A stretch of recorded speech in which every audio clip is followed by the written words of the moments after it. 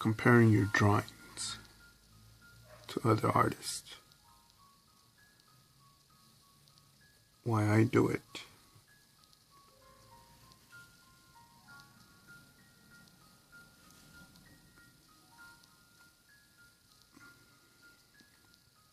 I do it to learn, to improve,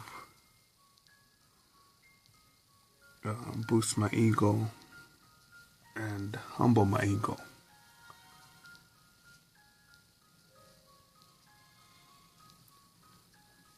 There's some people whose work that I see and I go, man, that looks like garbage, and it's selling. Or, man, seriously, that looks really boring. And I can't believe the price tag on it.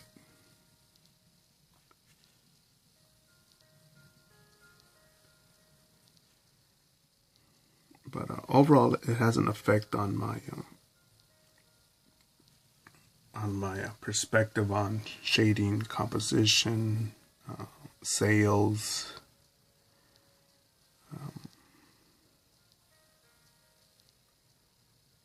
A lot of stuff.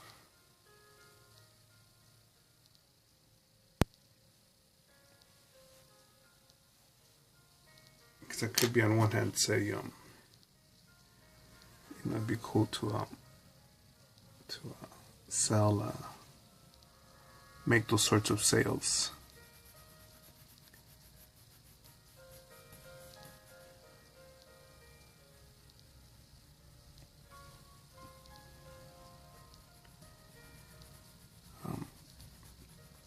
But it doesn't just apply to drawings. But one thing that did compare myself to heavily was my cursive writing. By going to the people with popular cursive in the tattoo industry and going over and over their lettering, adapting it to mine.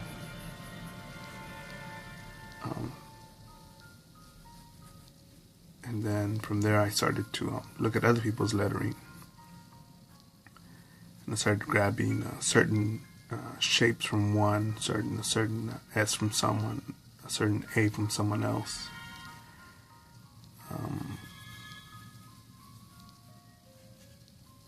And I've also applied that to skull designs. Man, that's one where I've learned a whole ton. So many cultures review skulls, display skulls, draw them.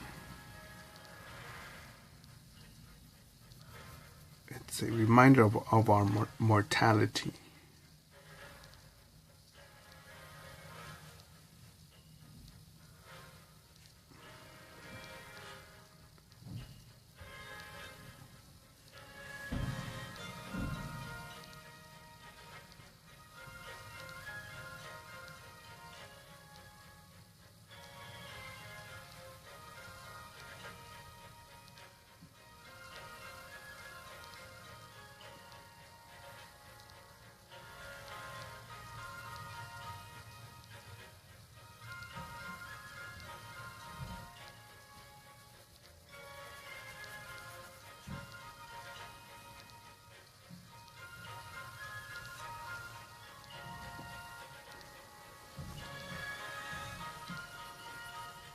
And different people's work have a different perspective to it, because sometimes I look at some, especially here, a lot of the modern artwork here in Los Angeles that you see in galleries, and I say, what the fuck, how much is this shit? How much is this worth?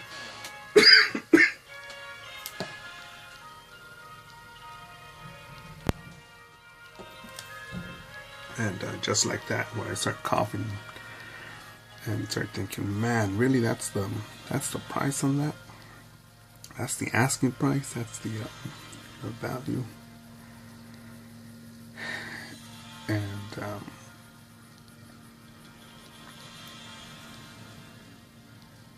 and it trips me out because I think, man, am I underselling my stuff? Am I you know, what's my what's my flaw? Is it my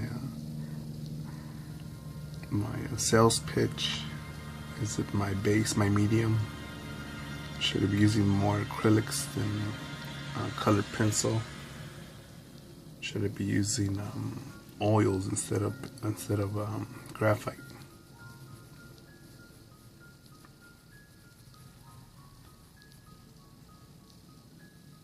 And then I've also seen stuff that I'm like, what the hell much do you want for this? And I've seen people sell originals for 20 or 40 bucks, and I'm like, man, this dude should definitely be asking for a lot more than that. And I could see his reprint of this piece or that piece be sold for that much for 40 bucks instead of the original.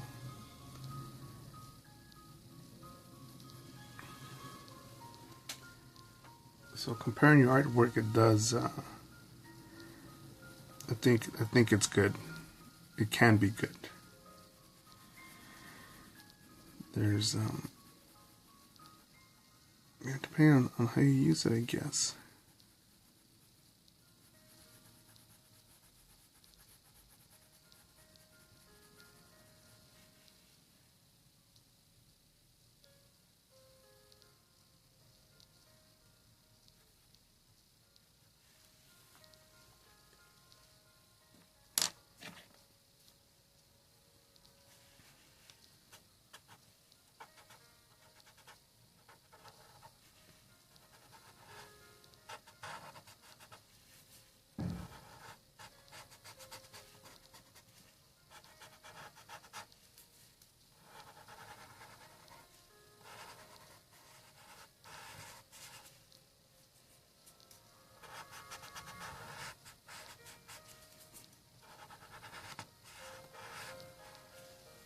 There was a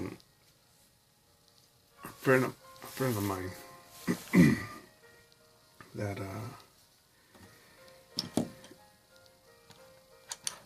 man, you could trust him. You could trust him. Dependable guy. I liked him a lot. But he would kill me every time he would look at other people's work and be like, I can do that. I can do something better than that. But he wouldn't take action. He would make a lot of excuses. I got this problem and that problem. And I'm not buying it. I'm not buying that. Because, you know, look, we all have problems. We all have challenges. And again, some of us have more problems and more or less than someone else.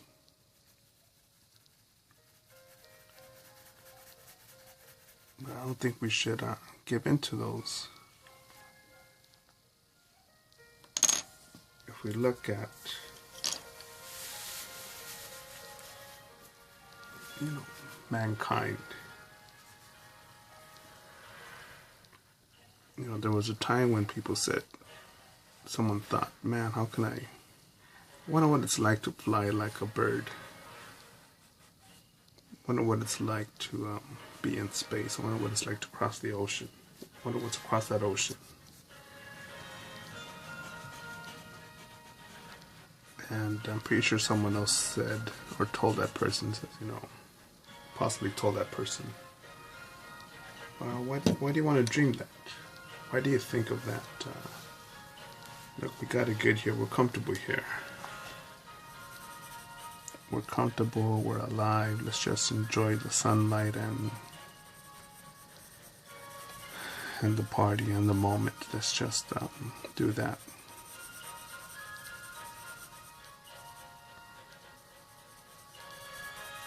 And I've lost my train of thought here because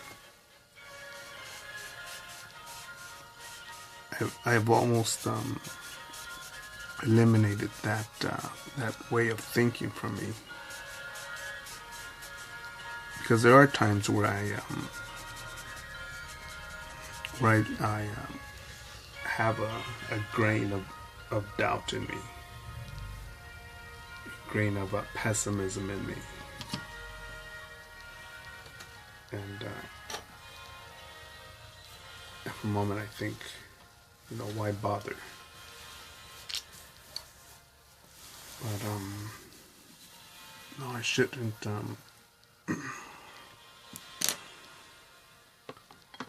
And I remind myself of that example I just said.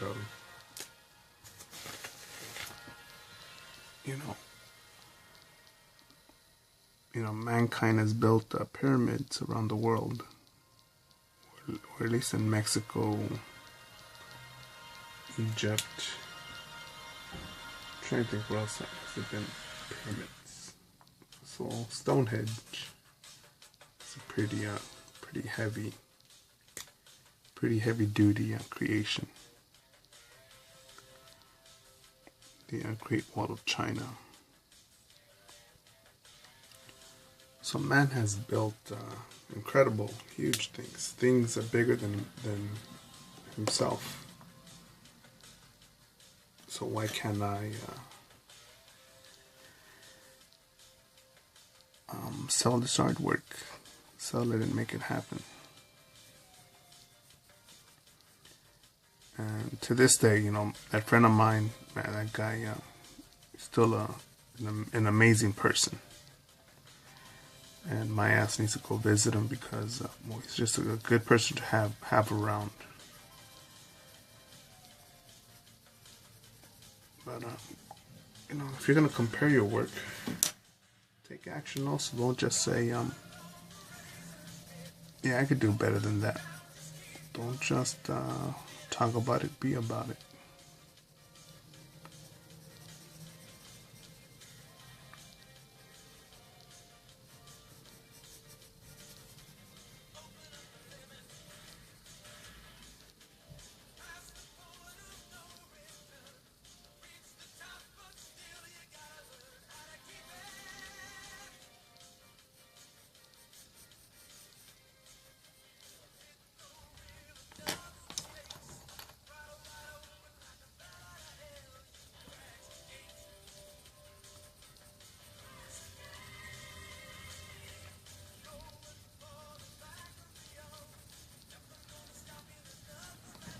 So yeah, I recommend going to museums,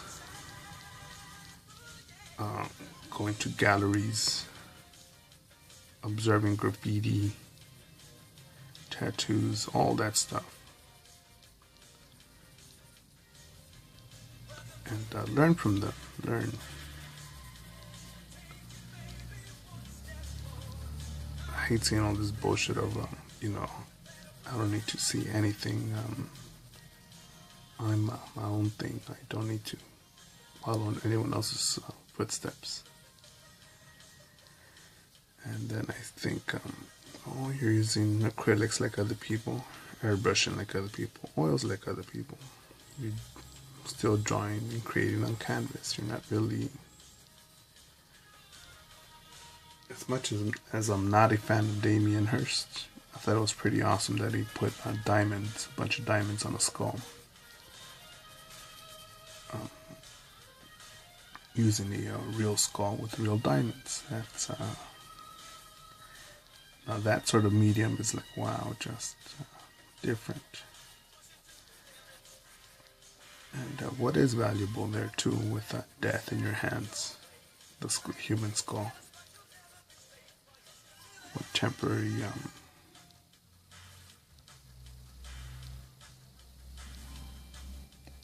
temporary egotistical pleasures are there?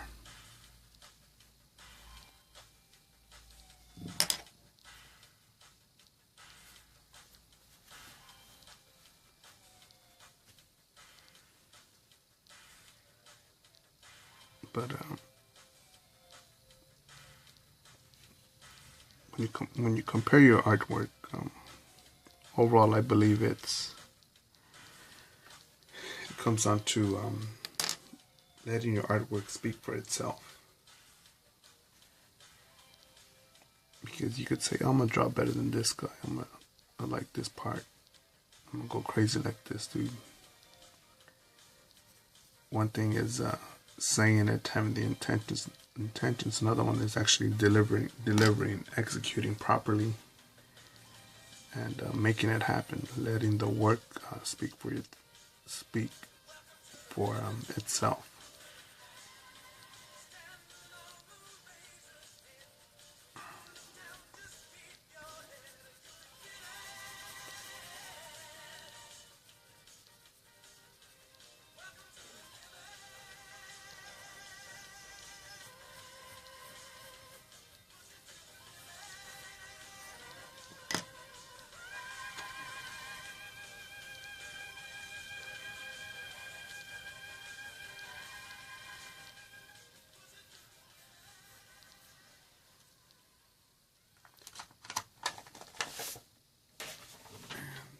That's it for now. No excuses. Just make it happen.